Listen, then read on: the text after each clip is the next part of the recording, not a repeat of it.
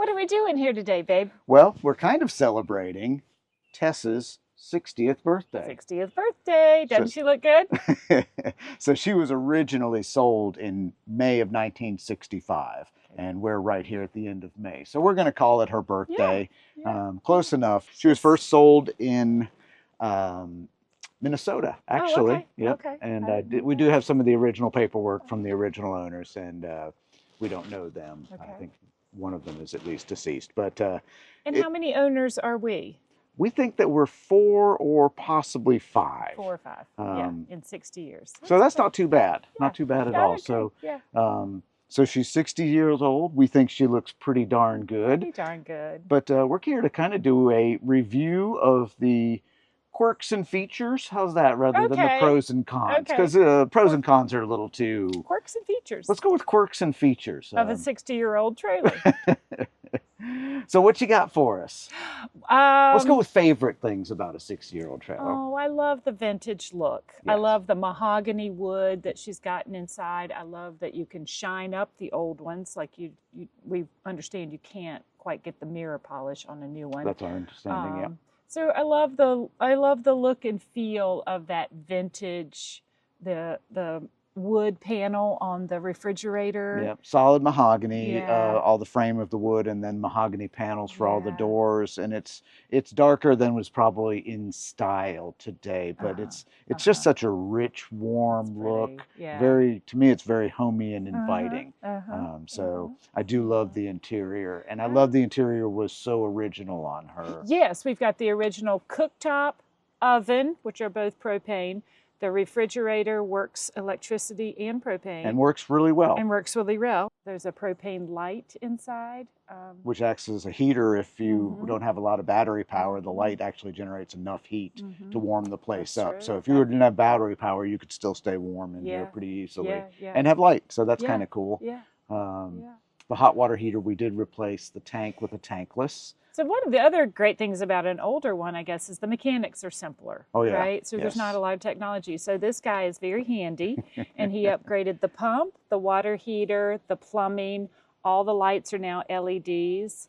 Any electrical that could be upgraded got upgraded. Yeah, Modern switches and fuses, Modern, all brand new, modern 12-volt supply system. Yeah. So shower fixtures and the sink fixtures are new. Yep. So he was able to do all that, whereas I think you just get a little bit more complicated with technology and you do. on the new ones. We don't have control of our air conditioning via an app. No apps. When you want the fan to turn on, the ceiling fan, you got to unscrew and to open the Opens vent manually. and then push the button to turn the fan on.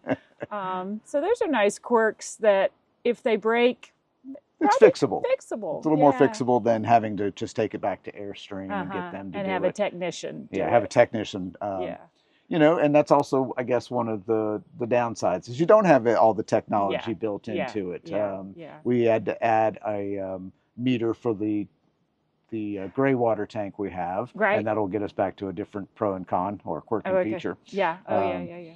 And so, that we don't have a place to put a TV mount. I mean, we could build one in. We're not really TV people, but we have to kind of accommodate that because we really don't have the space for it in a 22-footer too. So if we had a big one, that would be more easy to do. But none of that's built in. We don't have Starlink access built in or anything like that. So anything we're doing, we're always accommodating the old with the new. So that's a quirk, and sometimes it's a feature. Like we had a friend who couldn't get his fans to run because the app was no longer working, and Melinda just looked at him and said, we get our fans to work by crank, press.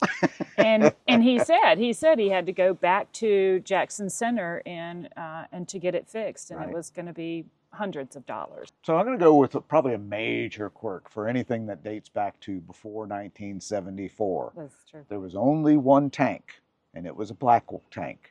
And you could close off the gray tank and kind of back flood the black tank with gray water. A valve and black off and flood back the black tank with gray water. Whew, that's tough to say. But there was only one tank, black tank. Small tank. And they would straight pipe soapy water straight out onto the ground. Right. They back would dig a then. gopher hole. So Yeah, they would dig gopher a hole as deep Mhm. as they could dig it Mhm. and have that gray water run in and then fill it up when they were Yeah. done.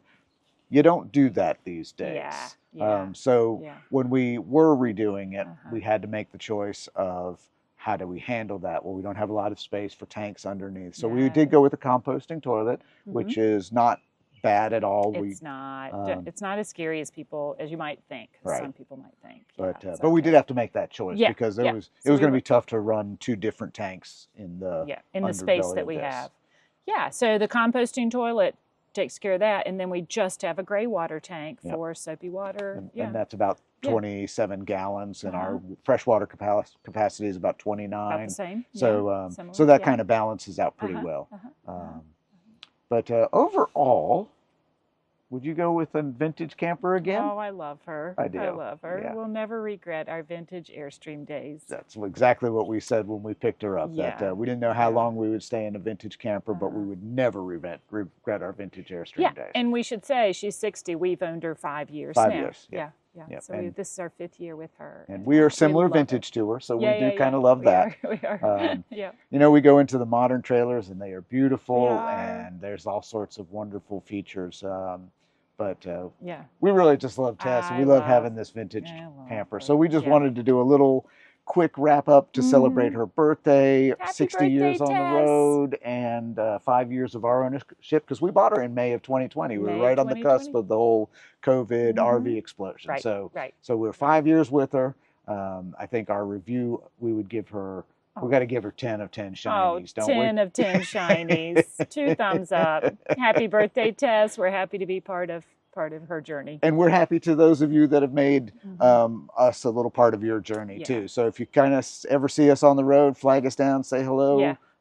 hit the like and subscribe button. That does help us out a little bit. That's not our main drive. We're not big time influencers, but we are happy to have people that kind of follow us and like and subscribe us. Yeah. So we'll catch you next time somewhere down the road. Somewhere down the road. All right. Bye, shinies.